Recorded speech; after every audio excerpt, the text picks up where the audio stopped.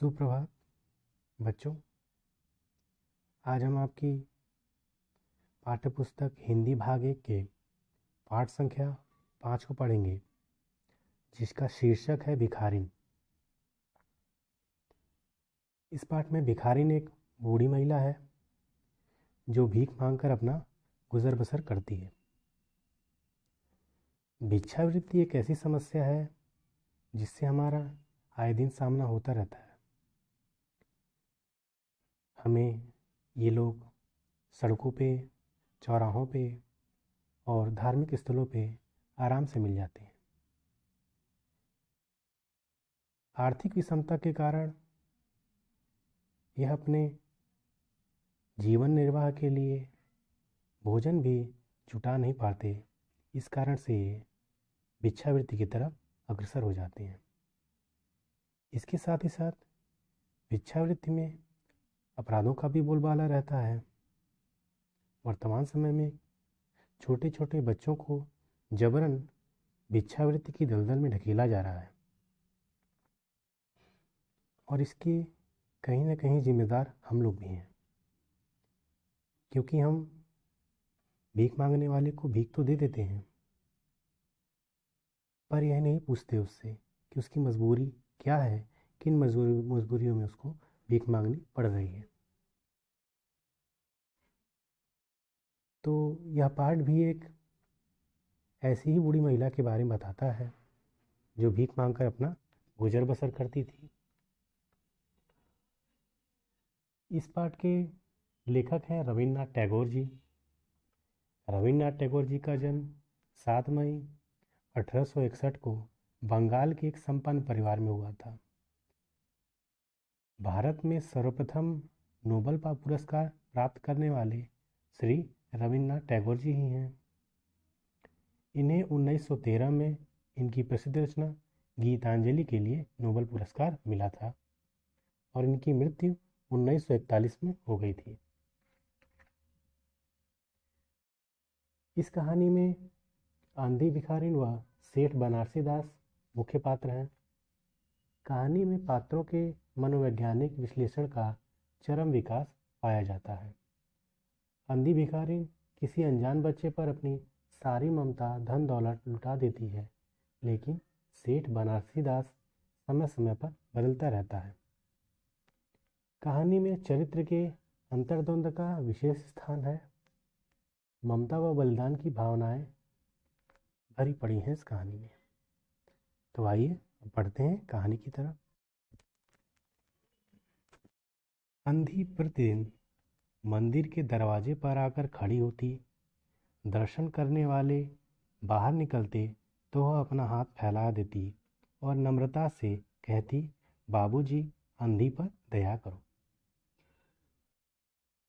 पाठ की शुरुआत में अंधी, जो कि भीख मांगने वाली एक वृद्ध महिला थी, उसके प्रतिदिन के कार्यों को बताया गया है कि वह प्रतिदिन का अर्थ होता है प्रत्येक दिन या हर रोज। वह रोज मंदिर के दरवाजे पर खड़ी रहती और जो भी व्यक्ति दर्शन करके बाहर निकलता उसके आगे अपने हाथ फैला देती और एक ही शब्द बोलती थी, बाबूजी, अंधी पर दया कीजिए। वह जानती थी कि मंदिर में आने वाले सहृदय और श्रद्धालु हुआ करते हैं। वह ऐसा इसलिए करती थी, वह कहीं और क्यों नहीं जाके भीख मांगती। वह सिर्फ मंदिर में ही इसलिए आती थी क्योंकि उसे पता था कि जो मंदिर में आता है, जो भगवान का सेवक है, वह सहृदय। सहृदय का मतलब होता है दयालु, अर्थात जिसके पास हृदय हो, और श्रद्धालु है। श्रद्धालु का अर्थ होता है जिसके मन में श्रद्धा हो। अंधी जानती थी कि जो मंदिर में आएगा यह अवश्य है कि वह दयालु होगा और उसके मन में श्रद्धा का भाव भी होगा। उसका यह अनुमान असत्य न होता। आने जाने वाले 2-4 पैसे उसके हाथ में रख ही देते। अंधी उनको दुआएं देती और उनकी सहृदयता को सराहती और उसका अनुमान कभी गलत नहीं होता। जो भी व्यक्ति दर्शन करके बाहर निकलता था वह अंधी के कटोरे में 2-4 रुपए दे ही देता था और अंधी इसके बदले में उनको दुआएं दिया करती थी। स्त्रियां भी उसके पल्ले में थोड़ा बहुत अनाज डाल दिया करती थी। प्रायः स्त्रियां उसको पैसे नहीं दिया करती थी, परंतु अनाज उसके पल्लों में दे दिया करती थी। प्रातः से संध्या तक इसी प्रकार हाथ फैलाए खड़ी रहती। प्रातः मतलब सुबह, संध्या मतलब शाम, और अंधी का यही रोज का काम था कि वह सुबह से लेकर शाम तक मंदिर के बाहर हाथ फैलाए खड़ी रहती। उसके पश्चात मन ही मन भगवान को प्रणाम करती और अपनी लाठी के सहारे झोपड़ी के पद को ग्रहण करती।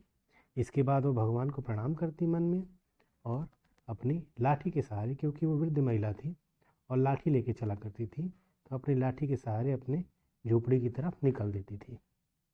उसकी झोपड़ी नगर से बाहर थी, जो शहर था उसकी झोपड़ी उससे बाहर थी। रास्ते में भी याचना करती जाती। वह रास्ते में भी, मंदिर में तो मांगती ही थी और रास्ते में जाते समय भी याचना का अर्थ होता है मांगना, याचना करती थी। किंतु राहगीरों में अधिक संख्या श्वेत वस्त्र वालों की होती, जो पैसे देने की अपेक्षा झिड़कियाँ दिया करते थे। परंतु जो रास्ते में उसको व्यक्ति मिलते थे, राहगीरों का अर्थ होता है यात्री, जो रास्ते में उसको यात्री मिलते थे वो अधिकतर पैसे वाले होते थे, आज सज्जा से परिपूर्ण होते थे, और वे भीख में पैसे नहीं देते थे, बल्कि उसको झिझकोर के अलग कर देते थे। तब भी अंधी निराश न होती। उनके झिड़कने के बाद भी अंधी निराश नहीं होती थी। उसकी याचना बराबर जारी रहती, वह फिर भी मांगती रहती थी। झोपड़ी तक पहुँचते पहुँचते उसे 2-4 पैसे और मिल जाते, और इस प्रकार रास्ते में भी उसे 2-4 पैसे इस प्रकार मिल ही जाते थे। झोपड़ी के समीप पहुँचते ही 10 वर्ष का एक लड़का उछलता कूदता आता और उससे लिपट जाता। अंधी टटोलकर उसके मस्तक को चूमती। जब वह अपनी झोपड़ी के पास पहुँचती, उसी समय एक 10 वर्ष का बच्चा उसको देखकर प्रसन्नता से झूम उठता और अंधी उसको पकड़ के उसके माथे को चूमती। मस्तक का अर्थ होता है माथा, प्यार से उसके माथे को चूमती है। बच्चा कौन है, किसका है, कहाँ से आया, इस बात से कोई परिचित नहीं था। यह अंधी के पास जो 10 वर्ष का बच्चा था, जो उसके आते ही प्रसन्न होकर उछलता कूदता हुआ द्वार पे आ जाता, यह किसका बच्चा था यह किसी को नहीं पता, क्योंकि उसके आस पड़ोस ने उसे अकेला देखा था 7 वर्ष पहले। 7 वर्ष पहले जो उसके पड़ोसी हैं वह अंधी को अकेला ही देखे थे। वह अकेली ही रहती थी 7 वर्ष पूर्व। उन्हीं दिनों एक दिन संध्या समय लोगों ने उसकी गोद में एक बच्चा देखा। उन्हीं दिनों शाम के समय लोगों ने उसकी गोद में एक छोटा सा बच्चा देखा। वह रो रहा था। अंधी उसका मुख चूम चूम कर उसे चुप कराने का प्रयत्न कर रही थी। प्रयत्न का अर्थ होता है कोशिश। वह बच्चा उसकी गोद में रो रहा था और अंधी उसे चुप कराने की कोशिश कर रही थी। वह कोई असाधारण घटना न थी, अतः किसी ने भी नहीं पूछा कि बच्चा किसका है। वह ऐसी कोई घटना नहीं थी जिसके बारे में संशय किया जाए। इस कारण से किसी ने भी उससे नहीं पूछा कि बच्चा किसका है। उसी दिन से यह बच्चा अंधी के पास रहता था और प्रसन्न था। उसको वह अपने से अच्छा खिलाती और पहनाती। अंधी स्वयं जैसे भी रहती हो, पर वह अपने बच्चे को अच्छा खिलाती भी थी और अच्छे कपड़े भी पहनाती थी। अंधी ने अपनी झोपड़ी में एक हांडी गाड़ी थी। संध्या समय जो कुछ रुपए पैसे मांग कर लाती उसे डाल देती और उसे किसी वस्तु से ढांप देती, अर्थात ढक देती, इसलिए कि दूसरे व्यक्तियों की दृष्टि उस पर न पड़े। अंधी जो कुछ भी धन मांग कर लाती थी उसे एक हांडी, एक मिट्टी का बर्तन होता है, इसे हांडी कहते हैं, उसी मिट्टी के बर्तन में वो उसको रख के और ऊपर से उस बर्तन को ढक दिया करती थी, ताकि अन्य जो व्यक्ति उसके आसपास, झोपड़ी के आसपास से गुजरते हैं, वह उसे न दिख सके। खाने के लिए अन्न काफ़ी मिल जाता था, क्योंकि उसे पैसे भी मिलते थे मांगने पर और खाने के लिए अन्न भी मिलता था, तो अक्सर उसके पैसे बच जाया करते थे और वह जो अन्न मिलता था उसी से काम चलाती थी। पहले बच्चे को पेट भरकर खिलाती, फिर स्वयं खाती। वह पहले अपने बच्चे को खिलाती थी, उसके बाद अपने खाती थी। रात को बच्चे को अपने हृदय से लगाकर वह पड़ी रहती थी। रात के समय अपने बच्चे को वह अपने हृदय से ही लगाई रहती थी। प्रातः होते ही उसको खिला पिलाकर फिर मंदिर के द्वार पर जा बैठती थी, और सुबह का उसका नित्य काम था कि वह उसको बच्चे को खिला पिलाकर स्वयं मंदिर के द्वार पर जाके बैठ जाती थी। काशी में सेठ बनारसी दास बहुत प्रसिद्ध व्यक्ति थे। बच्चा बच्चा उनकी कोठी से परिचित था। बहुत बड़े देशभक्त और धर्मात्मा थे। काशी यानी बनारस में एक सेठ थे जिनका नाम था बनारसी दास। वह बहुत प्रसिद्ध थे, और इतना प्रसिद्ध थे कि बच्चे भी उनकी कोठी यानी उनके घर से परिचित थे। कोई भी उनकी कोठी का पता पूछता तो बच्चे भी बता सकते थे। इतना उनका प्रभाव था उस इलाके में। बहुत बड़े देशभक्त और धर्मात्मा थे। धर्मात्मा का अर्थ होता है धर्म का अनुसरण करने वाला, अर्थात नेक व्यक्ति। वह देशभक्त भी थे, साथ ही साथ धर्म का पालन करने वाले भी व्यक्ति थे। धर्म में उनकी बड़ी रुचि थी। दिन के 12 बजे वह तक सेठ स्नान ध्यान में संलग्न रहते। कोठी पर हर समय भीड़ लगी रहती। कर्ज के इच्छुक तो आते ही थे, परंतु ऐसे व्यक्तियों का भी तांता बंधा रहता जो अपनी पूंजी सेठ जी के पास धरोहर के रूप में रखते थे। तो प्राचीन समय में बैंक नहीं थे। लोग अपने जो गहने थे और जो संचित रुपए थे उसे किसी ऐसे व्यक्ति के पास रखते थे जो कि काफ़ी संपन्न होता था और धर्मात्मा किस्म का व्यक्ति होता था, जो ईमानदार व्यक्ति होता था। उसके एवज में वह सेठ या व्यक्ति उनसे कुछ रुपए भी लिया करता था। तो इस प्रकार बैंक थे नहीं, और सभी लोग अपनी मुद्राओं को किसी अच्छे परिवार के मुखिया के पास रखा करते थे। तो इस प्रकार उसके यहाँ कर्ज लेने वालों का भी भीड़ लगी रहती थी, और अपनी मुद्राओं को, अपने पैसों को, अपने गहनों को जमा करने वालों की भी सेठ के यहाँ भीड़ लगी रहती थी। सैकड़ों भिखारी अपनी जमा पूंजी इन्हीं सेठ जी के पास जमा करते थे। जो भिखारी थे वो भी अपनी जमा पूंजी सेठ जी के यहाँ जमा करते थे। अंधी को यह बात ज्ञात थी, किंतु पता नहीं अब तक वह अपनी कमाई यहाँ जमा करने में क्यों हिचकती थी। अंधी को यह बात पता थी कि सेठ के पास भिखारी अपना अमानत जमा करते हैं, पर न जाने क्यों वह आज तक उनके पास नहीं गई थी। अब उसके पास काफ़ी रुपए हो गए थे। हांडी लगभग पूरी भर गई थी। उसको शंका थी कि कोई चुरा न ले। एक दिन संध्या समय अंधी ने वह हांडी उठाई और अपने फटे हुए आंचल में छिपाकर सेठ जी की कोठरी पर पहुंच गई। और एक दिन क्या हुआ कि हांडी पूरी भर गई, और अब डर सताने लगा उस बुढ़िया को कि यार ये तो अब तो लगता है कोई चुरा लेगा इसको। तो इसी डर के मारे वह शाम के समय सेठ जी के पास गई। सेठ जी बही खाते के पृष्ठ उलट रहे थे। उन्होंने पूछा, क्या है बुढ़िया? पृष्ठ का अर्थ होता है पन्ने। सेठ जी जो खाते की बुक होती थी जिनमें लोगों का सामान संलग्न होते थे, कितने पैसे आए कितने गए, ये सारे इसके पन्ने पलट रहे थे। तो तब तक बुढ़िया आ गई और उन्होंने बुढ़िया से पूछा, क्या है बुढ़िया? अंधी ने हांडी उनके आगे सरका दी और डरते डरते कहा, सेठ जी इसे अपने पास जमा कर लो, मैं अंधी अपाहिज कहाँ रखती फिरूंगी।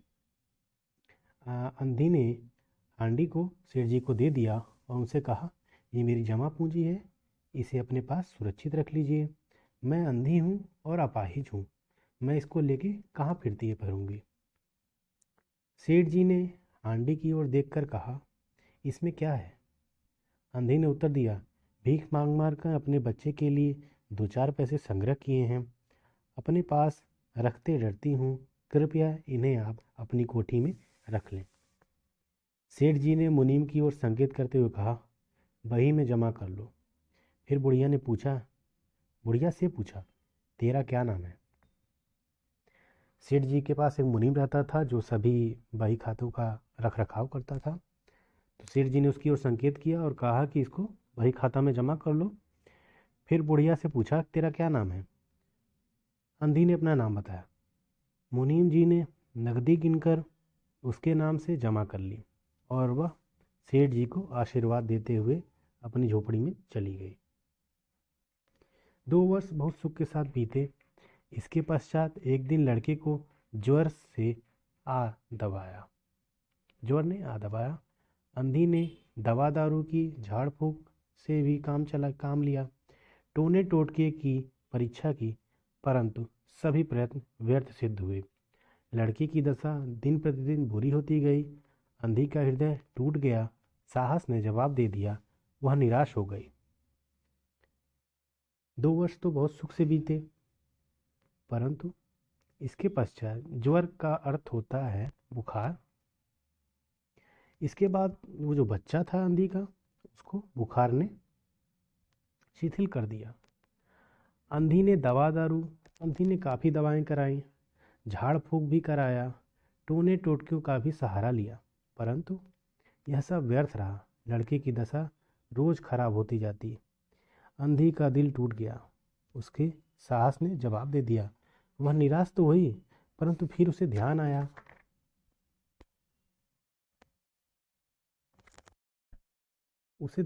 कि संभवतः डॉक्टर के इलाज से फायदा हो जाए।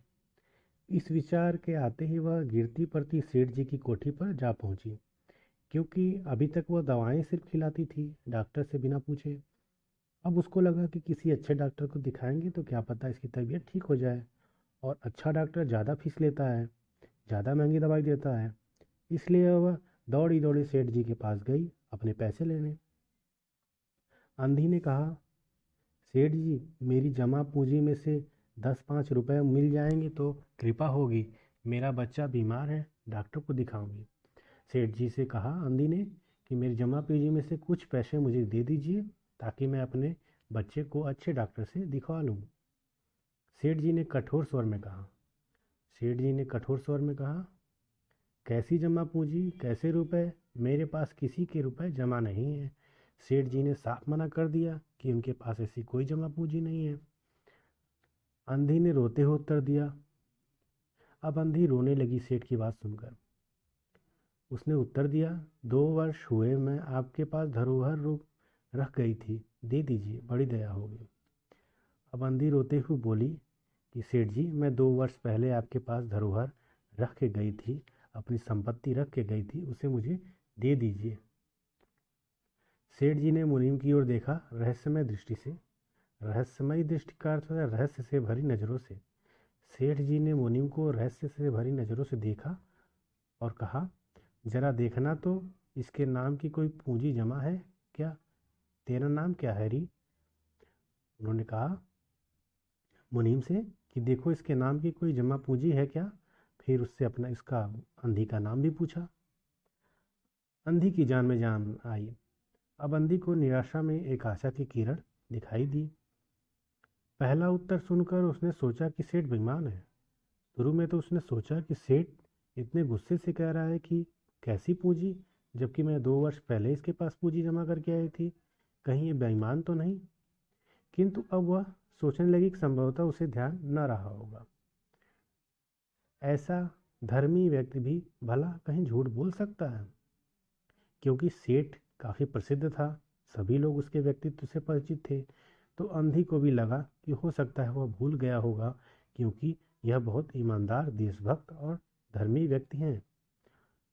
उसने अपना नाम बता दिया। मुनीम ने बही को उलट पलट कर देखा, फिर कहा, नहीं तो इस नाम पर 1 पाई भी नहीं जमा है। मुनीम ने उसका नाम पूरे बही खाते में खोजा, परंतु उसका नाम कहीं नहीं मिला। अंधी वहीं जमी बैठी रही, क्योंकि अंधी को याद था कि उसने 2 वर्ष पहले अपनी संपत्ति उसके पास जमा की थी, तो वो वहीं बैठी रही। उसने रो कर कहा, सेठ जी, परमात्मा के नाम पर, ईश्वर के नाम पर, धर्म के नाम पर कुछ दे दीजिए, मेरा बच्चा जी जाएगा, मैं जीवन भर आपका गुण गाऊंगी। क्योंकि बुढ़िया के बच्चे की तबीयत काफ़ी ख़राब थी और सेठ से मिलने वाला धन ही उसका आखिरी सहारा था। इसलिए वो वहीं पर बैठ गई और सेठ से मिन्नतें करने लगी कि भगवान के नाम पर, धर्म के नाम पर कुछ रुपए दे दीजिए, मेरा बच्चा बच जाएगा, तो मैं आपको जीवन भर आपका गुणगान करूंगी। परंतु पत्थर में जोक नहीं लगी। परंतु सेठ पत्थर दिल था, उसके ऊपर कोई फर्क नहीं पड़ा। सेठ जी ने क्रुद्ध का अर्थ होता है गुस्से से, सेठ जी ने गुस्से से होकर उत्तर दिया, जाती है या नौकर को बुलाऊं? उसने उसे जाने के लिए कहा। अंधी लाठी टेक कर खड़ी हो गई और सेठ जी की ओर मुंह करके बोली, अच्छा भगवान तुम्हें बहुत दे, और अपनी झोपड़ी की ओर चल गई। सेठ जी अब ऐसा सुनी कि नौकर के द्वारा उसे भगाया जाएगा, तो वह लाठी उठाई और अपनी झोपड़ी की तरफ जाते जाते सेठ को बोली कि अब तुमको भगवान बहुत देगा। यह आशीष न था। आशीष का अर्थ होता है आशीर्वाद। यह आशीर्वाद बुढ़िया ने नहीं दिया था, बल्कि एक दुखी का श्राप था। बच्चे की दशा बिगड़ती गई। दवा दारू हुई ही नहीं, फायदा कैसे होता। एक दिन उसकी अवस्था चिंताजनक हो गई, प्राणों के लाले पड़ गए। उसके जीवन से अंधी भी निराश हो गई। सेठ जी पर रह रहकर उसे क्रोध आता, क्योंकि डॉक्टर ही एक ऐसा माध्यम था जो बच्चे को बचा सकता था, और उसके लिए जो पैसे थे वह सेठ देने के लिए तैयार नहीं था। तो अंधी को सेठ पर क्रोध आता था। इतना धनी व्यक्ति 2-4 रुपए दे देता तो क्या चल जाता। उसका एक कहना था, वो मेरी पूरी संपत्ति ना देता, मुझे कुछ ही रुपए दे देता जिससे मेरा काम चल जाता, तो उसका क्या चला जाता। अपने ही रुपए मांगने गई थी, उसे सेठ जी से घृणा हो गई। वह अपने ही रुपए सेठ से मांगने गई, बल्कि और जब नहीं पाई तो उसे सेठ से घृणा का अर्थ होता है नफरत हो गई। बैठे बैठे उसको कुछ ध्यान आया। उसने बच्चे को अपनी गोद में उठा लिया और ठोकरें खाते गिरती पड़ती सेठ जी के घर पहुंची और द्वार पर धरना देकर बैठ गई। अब अंधी को कोई चारा नहीं दिखा अपने बच्चे को बचाने का, तो वह दौड़ी भागी अपने बच्चे को लेकर सेठ के द्वार पे गई और वहीं धरना देने के लिए बैठ गई। बच्चे का शरीर ज्वर से भभक रहा था। बच्चे को अत्यधिक बुखार था और अंधी का कलेजा भी। एक नौकर किसी काम से बाहर आया। अंधी को बैठा देख उसने सेठ जी को सूचना दी। सेठ जी ने आज्ञा दी कि उसे भगा दो। नौकर ने अंधी से चले जाने को कहा, किंतु वह स्थान से न हिली। मारने का भय दिखाया, पर वह टस से मस न हुए। उसने फिर अंदर जाकर कहा कि वह नहीं टलती। सेठ जी ने नौकर से कहा कि उस अंधी को भगा दो मेरे द्वार से। और जब नौकर उसे भगाने गया तो वह हटने को तैयार ही नहीं हुई। जब अंधी हटने को तैयार नहीं हुई तब उसने उसे मारने की धमकी दी। इस पर भी अंधी टस से मस न हुई। और तब नौकर ने जाके सेठ से कहा, सेठ वो तो यहाँ से हिलने को तैयार ही नहीं है। तब सेठ जी स्वयं बाहर पधारे। देखते ही पहचान गए। बच्चे को देखकर उन्हें बहुत आश्चर्य हुआ कि उसकी शक्ल सूरत उनके मोहन से बहुत मिलती है। जब सेठ जी बाहर आए और अंधी को देखा तो अंधी को पहचान गए। साथ ही उसके गोद में रखे बच्चे को भी देखकर उन्हें बड़ा आश्चर्य हुआ। उनको उसकी शक्ल सूरत अपने खोए हुए बच्चे मोहन से मिलती जुलती हुई जान पड़ी। 7 वर्ष हुए तब मोहन किसी मेले में खो गया था। उसकी बहुत खोज की पर उसका कोई पता न चला। उन्हें स्मरण हो गया आया कि मोहन की जांघ पर लाल रंग का एक चिन्ह था। 7 वर्ष पहले सेठ जी का इकलौता बेटा मोहन किसी मेले में खो गया था, और इस समय जब उन्होंने मोहन की शक्ल का एक बच्चा देखा तब उनको याद आया कि अगर यह मोहन है तो इसकी पैरों पे एक लाल रंग का निशान है। विचार के आते ही उन्होंने अंधी की गोद से बच्चे की जांघ देखी। अवश्य था, वह निशान जरूर था, परंतु पहले से कुछ बड़ा हो गया था। उनको विश्वास हो गया कि बच्चा उन्हीं का है। उन्होंने तुरंत उसको छीनकर अपने कलेजे से लगा लिया। यह बच्चा सेठ जी का ही था और उन्होंने उसे अंधी से छीनकर अपने सीने से लगा लिया। शरीर जोर से तप रहा था। नौकर को डॉक्टर बुलाने के लिए भेजा और स्वयं मकान के अंदर चला गया। बच्चे का शरीर बुखार से तप रहा था, इसलिए नौकर को भेजा कि जाओ डॉक्टर को बुला ले आओ, और अपने घर के अंदर जाने लगा। अंधी खड़ी हो गई और चिल्लाने लगी। अंधी अपने बच्चे को छीनता देख चिल्लाने लगी, बोली, मेरे बच्चे को न ले जाओ, मेरे रुपए तो हजम कर लिए, अब क्या मेरे बच्चे को भी मुझसे छीनोगे? सेठ जी बहुत चिंतित हुए और कहा, बच्चा मेरा है।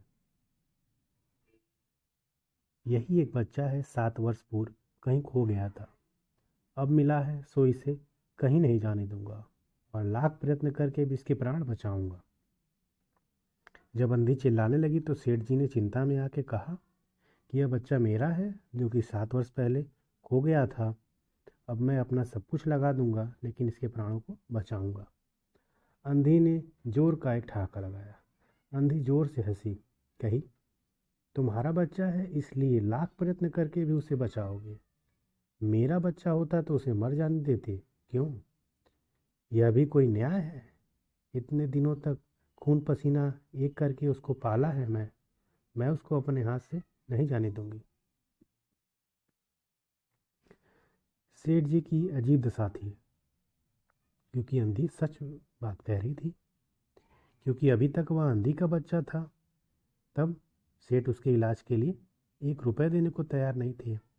जब उनको पता चला कि वह बच्चा उनका है, तो उसके लिए अपनी सारी संपत्ति लगाने को तैयार हो गए।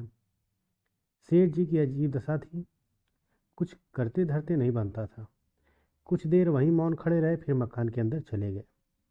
अंधी कुछ समय तक खड़ी रोती रही, फिर वह भी अपनी झोपड़ी की ओर चल दी। दूसरे दिन प्रातःकाल प्रभु की कृपा हुई, यह दवा ने जादू का सा प्रभाव दिखाया। मोहन का ज्वर उतर गया। डॉक्टर ने दवाई दी, या फिर ईश्वर की कृपा थी कि मोहन का ज्वर, जो पीड़ा थी उसकी, जो बुखार था, वो उतर गया।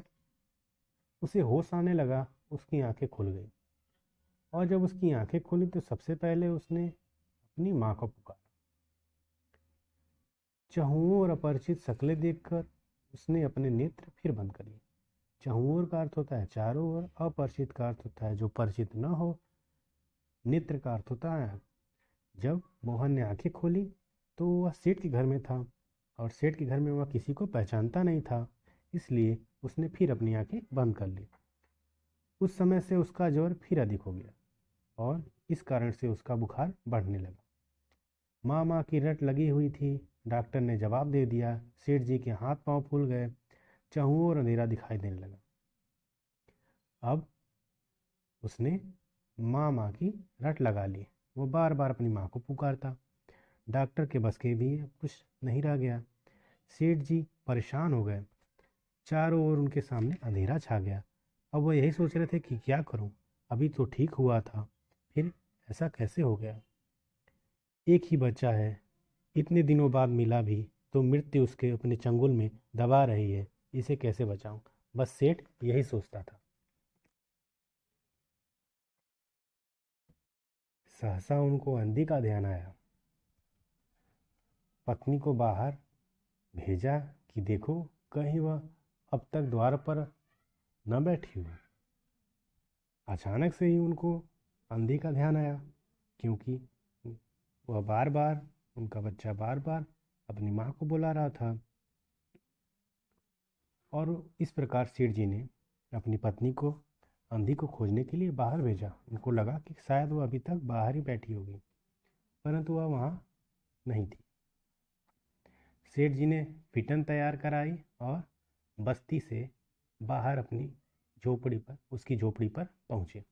फिटन एक प्रकार की घोड़ा गाड़ी होती है, और सेठ जी उसी से चला करते थे। तो उन्होंने तुरंत अपनी गाड़ी तैयार कराई और उसी से उस बस्ती की ओर गए जहाँ वह रहती थी, भिखारिन। झोपड़ी बिना द्वार की थी। झोपड़ी पर कोई दरवाज़ा नहीं था। अंदर चले गए सेठ जी। देखा अंधी एक फटे पुराने टाट पर पड़ी हुई है और उसके नेत्रों से अश्रुधारा बह रही है। अश्रुधारा का अर्थ होता है आंसुओं की धारा। सेठ जी जब उसके झोपड़ी में गए, तब उन्होंने देखा कि वह एक फटे हुए प्लास्टिक के टाट पर पड़ी हुई है और वह रोती ही जा रही है बस। सेठ जी ने धीरे से उसको हिलाया। सेठ जी ने उसको उठाकर देखा। उसका शरीर भी अग्नि की भांति तप रहा था। और जब सेठ जी ने उसे उठाने के लिए उसे छुआ, तो उसका शरीर भी, जो बुढ़िया थी, भिखारिन थी, उसका शरीर भी बुखार से तप रहा था। सेठ जी ने कहा, बुढ़िया तेरा बच्चा मर रहा है, डॉक्टर निराश हो गए हैं, रह रह कर वह तुझे पुकारता है, अब तू ही उसके प्राण बचा सकती है, चल और मेरे नहीं नहीं अपने बच्चे की जान बचा ले। सेठ जी ने बुढ़िया से कहा कि तेरे बच्चे की तबीयत और ख़राब हो गई है, वह तुझे ही बुलाता रह रहा है। डॉक्टर ने जवाब दे दिया, डॉक्टर कहता है कि उसके बस में कुछ नहीं, अब तू ही उसको बचा सकती है, आखिर वह भी तो तेरा बच्चा है। अंधी ने उत्तर दिया, मरता है तो मरने दो, मैं भी मर रही हूँ, हम दोनों स्वर्गलोक में फिर माँ बेटे की तरह मिल जाएंगे। इस लोक में सुख नहीं है, वहाँ मेरा बच्चा सुख से रहेगा, मैं वहाँ उसकी सुचारू रूप से सेवा शुश्रूषा करूँगी। अब अंधी ने उत्तर दिया कि अगर मरता है तो मरने दो, मैं भी यहाँ मर रही हूँ, हम दोनों मरने के बाद स्वर्गलोक में एक साथ जीवन यापन कर लेंगे। सेठ जी रो दिए। आज तक उन्होंने किसी के सामने सिर न झुकाया था, किंतु इस समय अंधी के पांव पर गिर पड़े और रो रो कर कहा, ममता की लाज रख लो, आखिर तुम भी उसकी माँ हो। सेठ जी ने आज तक किसी के सामने मिन्नतें नहीं की थी, लेकिन आज उनको अंधी के पैरों पर गिर जाना पड़ा और उन्होंने कहा, ममता की लाज रख दो। लाज रखना का अर्थ होता है सम्मान रखना, और चलो तुम्हारे जाने से वह बच जाएगा। ममता शब्द ने अंधी को विकल कर दिया। उसने तुरंत कहा, अच्छा चलो। ममता शब्द सुनते ही अंधी बेचैन हो गई। विकल का अर्थ होता है बेचैन। वह तुरंत तैयार हो गई सेठ के साथ चलने के लिए। सेठ जी सहारा देकर उसे बाहर लाए और फिटन पर बिठा लिया। फिटन घर की ओर दौड़ने लगी। उस समय सेठ जी और अंधी भिखारी दोनों की एक सी ही दशा थी।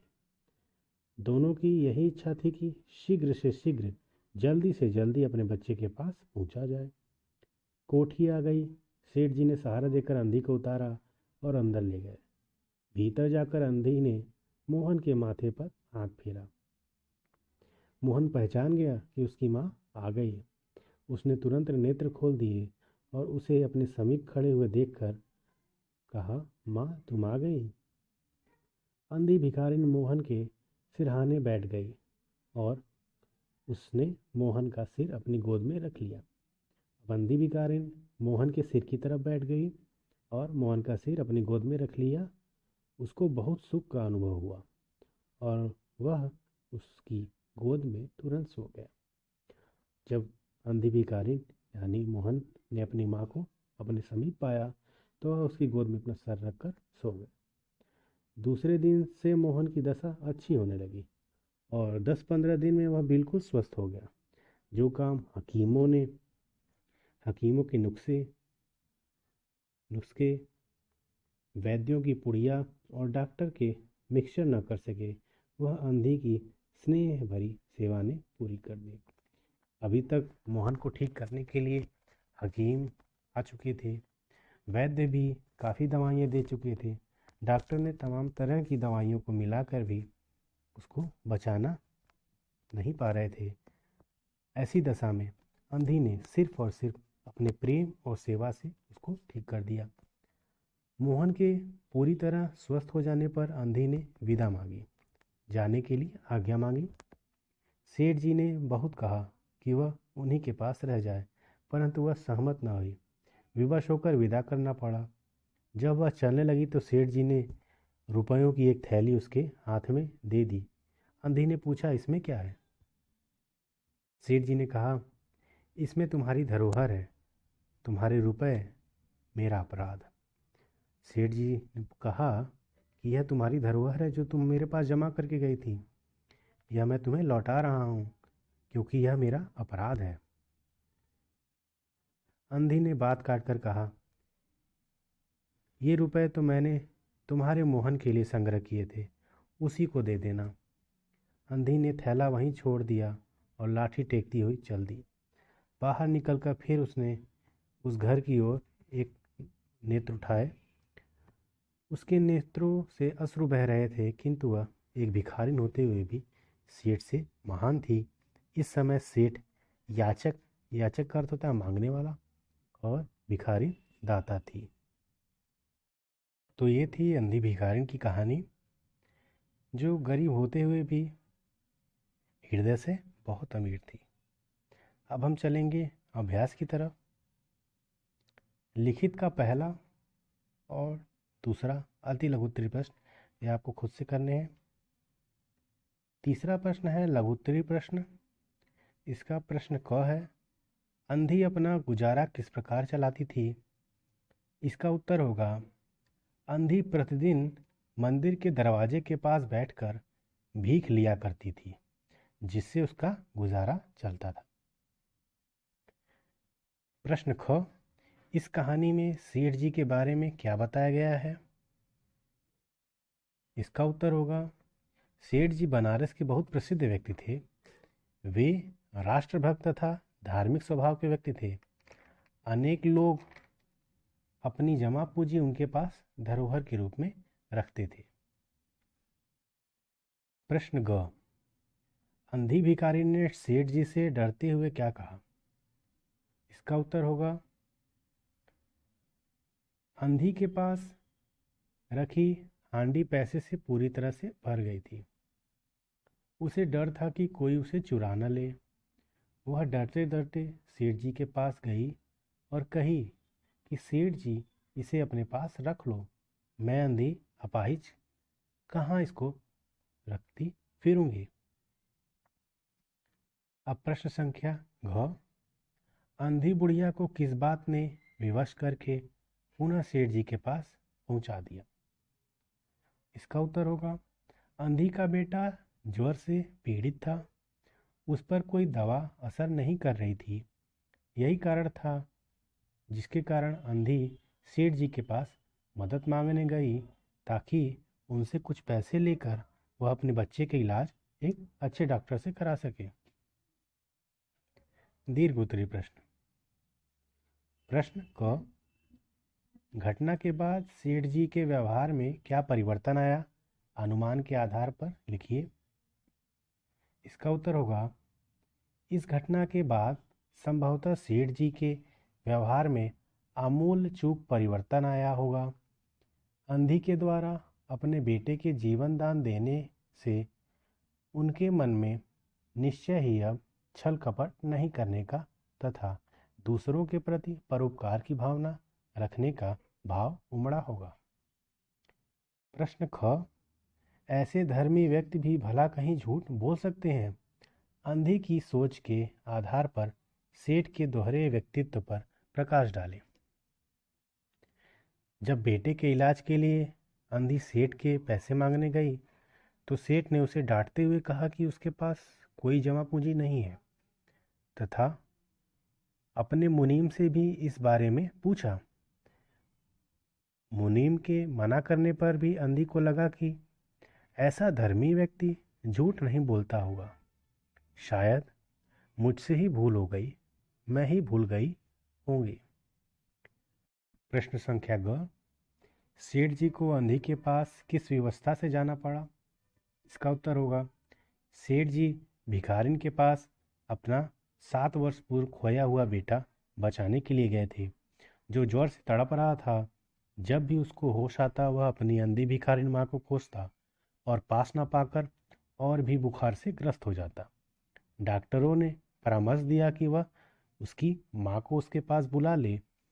इसी कारणवश सेठ जी अंधी भिखारिन के पास गए और उससे दयायाचना की। अब प्रश्न संख्या घ, अंधी भिखारिन होते हुए भी सेठ जी से महान कैसे थी? इसका उत्तर होगा, अंधी भिखारिन ने जिस बेटे को इतने वर्ष तक पालन पोषण किया वह दरअसल सेठ का खोया हुआ बेटा था। बीमार बेटे के लिए वह सेठ के पास मदद को गई, पर सेठ ने उसके बेटे को छीन लिया। परंतु जब बालक की तबीयत बिगड़ी तो वह भिखारिन सेठ जी की मदद के लिए बिना किसी कारण से उनके पास पहुंच गई। भिखारिन होते हुए भी वह सेठ से महान। प्रश्न संख्या अंग, इस समय सेठ याचक था और वह दाता थी। कहानी के आधार पर इस कथन की सार्थकता सिद्ध करिए या आप खुद से करिए।